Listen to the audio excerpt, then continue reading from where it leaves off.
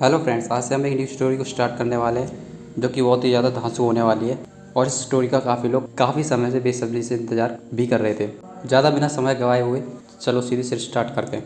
Episode की हमें शुरुआत में दिखाया जाता है एक लड़के के हाथ में एक लड़की अपनी स्पिरिचुअल एनर्जी को डाल रही होती है। उसको कुछ दो लोग पास से खड़े होकर देख रहे होते हैं। तभी वो एनर्जी फ्लक्चुएशन तेज़ होती जाती है और वो अचानक से वहाँ पर ब्लास्ट हो जाता है, जिसकी वजह से वो लड़की तुरंत ही पीछे हो जाती है और एक आदमी उसको पकड़ लेता है। तभी उस लड़के के शरीर में से काफ़ी सारी वायलेंट ऑरा निकलने लगती है, जिसकी वजह से वो थोड़ा सा बैठ जाता है और बड़ी ज़ोर से गिर गया रहा होता है। तभी हम आसमान में देखते हैं एक बहुत बड़ा ड्रैगन आसमान में चला जाता है और फूटने के बाद उसकी सारी एनर्जी उसके हाथ के अंदर घुस जाती है। इसके वजह से वो सारी एनर्जी उसके हाथ में घुसती है तो वापस से उस बिस्तर पर गिर जाता है। तभी एक बूढ़ा कहने लगता है, यंग मास्टर की कंडीशन अब बिल्कुल ठीक है, अब मुझे लगता है कि अगले 3 साल में कुछ भी नहीं होने वाला। तभी वो किंग पूछने लगता है, मेरे बेटे यूनर की 8 वेरिएंट्स का क्या। इस पर वो कहने लगता है, इस पर मुझे आप माफ़ कर दें, यंग मास्टर की अभी भी 8 वेरिएंट्स मुझे नहीं मिली है। उसकी ये बात सुनने के बाद वो थोड़ा सा उदास हो जाते हैं। तभी वो क्वीन कहने लगती है, युआन की हालत हर 3 साल में ऐसी ही हो जाती है और हर 3 साल में उसकी जब ये हालत होती है तो उसका बैकलेस बहुत ही ज़्यादा बड़ा होता है। तभी वो बूढ़ा कह रहा होता है, क्वीन की एसेंस और ब्लड की पावर बहुत ज़्यादा ख़त्म हो चुकी है, तो आप इन सब का ध्यान रखें। इस पर वो क्वीन कहने लगती है, अगर ऐसा ही होता रहा और साथ में उसकी 8th मेरिडियन भी नहीं है तो वो ऐसे में कैसे आगे बढ़ेगा, कैसे वो अपने आप पर डिपेंड होगा। इस पर वो बूढ़ा कहने लगता है, मुझे डर है कि प्रिंस की अगली वाली 3 साल में ये होने वाला है, उसमें मुझे लगता है क्वीन की जान खतरे में आ सकती है।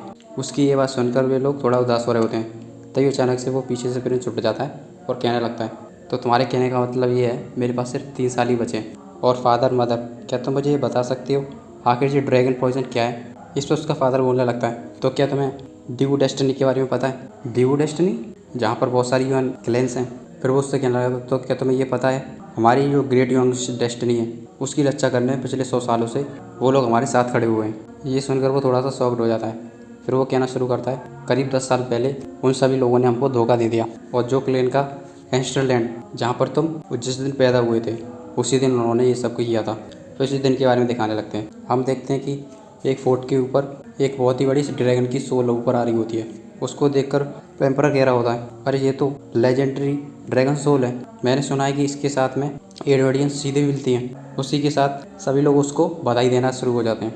तभी अचानक से वहाँ पर शोर मचने लगता है। इस पर वो एम्परर कह रहा होता है, आखिर ये सब क्या है। तभी वो थोड़ी दूर एक पाइथन और स्पैरो की स्पिरिट को देखता है। उनको देखने का तो कहने लगता है, पाइथन और स्पैरो की स्पिरिट। तभी अचानक उन स्पिरिट्स की तरफ से हमले आने लगते हैं। उनको देखकर वो लोग उनको डिफेंड करने की कोशिश कर रहे होते हैं और वो पूरे महल पर बरस जाते हैं। तभी वहाँ पर एक आदमी निकलता है, जो क्वीन, हमारी वो फैमिली ने तुम्हारी जो फैमिली की रक्षा 100 सालों से इसलिए की थी क्योंकि हम तो इंतजार कर रहे कि तुम्हारा होली सन कब पैदा होगा।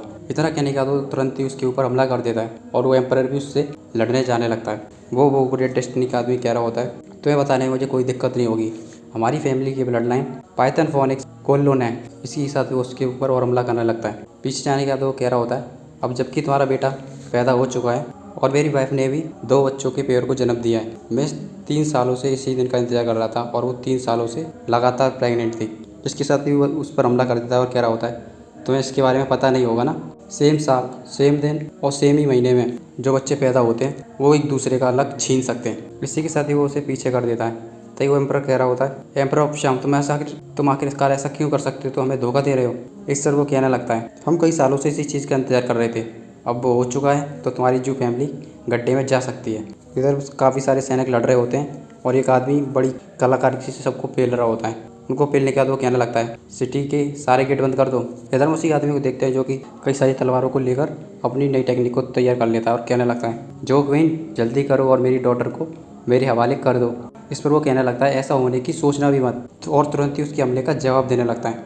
उन दोनों के हमले आपस में टकरा रहे होते हैं। तभी एक आदमी कहता है, हो गया, होने वाला है। तभी अचानक से वो एम्परर के ऊपर कर्रा अटैक हो जाता है और वो पीछे जाकर गिरता है। नीचे जो जेनेस्ट्री के सभी सारे कमांडर्स को रिस्ट्रेन कर दिया जाता है। वो आदमी दोबारा से कहने लगता है, अगर तुम उसको अच्छी तरह से हैंडओवर मुझे कर दोगे तो मैं वादा करता हूँ कि मैं तुम्हारी डेस्टिनी में अगले 100 साल तक कभी कदम नहीं रखूँगा। उसकी इन सभी बातों के आगे उस एम्परर को झुकना पड़ता है क्योंकि वो उसको उसके पूरे जो डेनेस्ट्री को मारने की धमकी दे रहा होता है। इसके बाद वो अपने बच्चों के साथ उसके बेटे युनदुआन को भी ले आता है और उसी के साथ ही एक टेक्निक को इस्तेमाल करता है जिसकी वजह से उन सभी बच्चों में से और वहीं पास में ऊपर स्पैरो, पाइथन और ड्रैगन की स्पिरिट हो जाती है। ड्रैगन उन दोनों पर चिल्ला रहा होता है। तभी वो आदमी उन दोनों स्पिरिट्स की मदद कर देता है और उस ड्रैगन की स्पिरिट को जख्मी कर देता है। इसी के साथ ही वे दोनों स्पिरिट उसको पूरी तरह से सोख जाती है। तभी वो इंद्रजान की तरफ देखता है और कह रहा होता है, इस लड़के के ऊपर तो काफ़ी सारी फ्लक्चुएशंस हो रही हैं। चलो कोई बात नहीं, ये भी अच्छा है। इसी तरह से इसकी सारी ब्लड और एसेंस को सोख कर जाएगी तो फ्यूचर में हमारे लिए कोई भी ट्रबल नहीं रहेगा। इधर उसका फादर कह रहा होता है, और इसी तरह से तुम जब से पैदा हुए तब से तुम अपनी स्पिरिट और अपनी 8 हेवनली बॉडीज को खो चुके हो। तभी वो क्वीन रोने की भाषा में कहने लग रही होती है, बेटा हमें माफ़ कर देना, हम तुम्हारी माँ बाप और पिता कुछ भी नहीं कर सके। उसकी हालत ज़्यादा ख़राब होती है। वो एम्परर उसको वहीं सीट पर बैठा देता है। इस पर वो कह रहा होता है, माँ तुम्हें क्या हुआ। तभी वो बूढ़ा बताने लगता है, तुम्हें हर 3 साल में तुम्हारे पॉइजन से बचाने के लिए वो जब भी ये करती हैं उनकी हर 3 साल बाद 3 साल की लाइफ कम हो जाती है। अब उनके पास 10 साल से भी कम बचा है। अपनी माँ की ऐसी हालत देखकर प्रिंस जुआन को बहुत ही ज़्यादा गुस्सा आ रहा होता है और कह रहा होता है, वो फैमिली तो पक्का मरोगी। तभी वो कहने लगता है, तो माँ की हालत का कुछ हो सकता है क्या।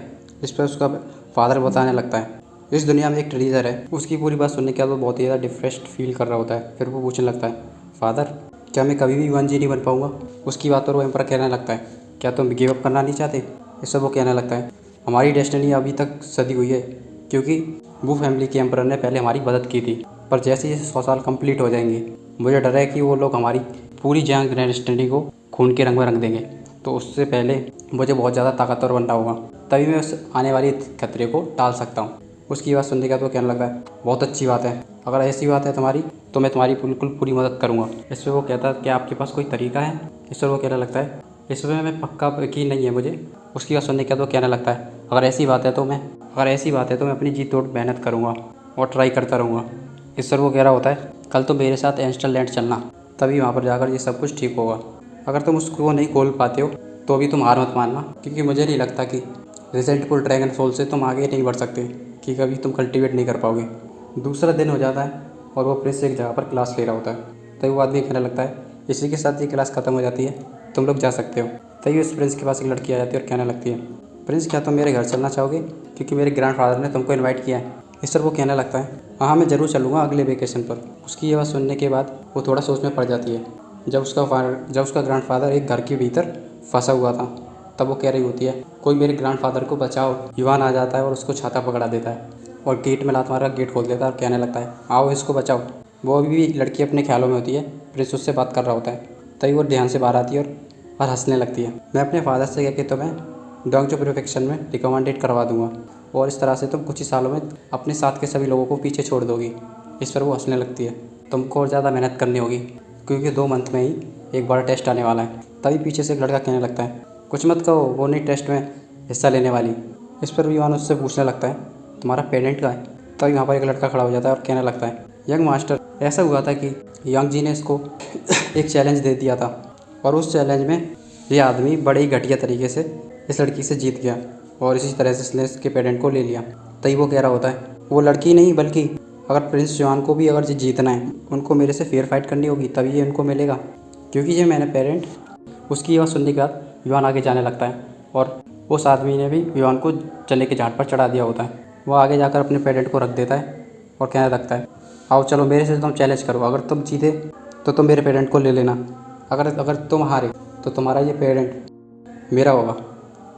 इस पर वो लड़का हंसते हुए कहने लगता है, और मेरे से चैलेंज कर रहे हैं तो मैं उनके ऑर्डर को कैसे टाल सकता हूँ। इस पर तो मैं उनके चैलेंज को एक्सेप्ट कर लूँगा।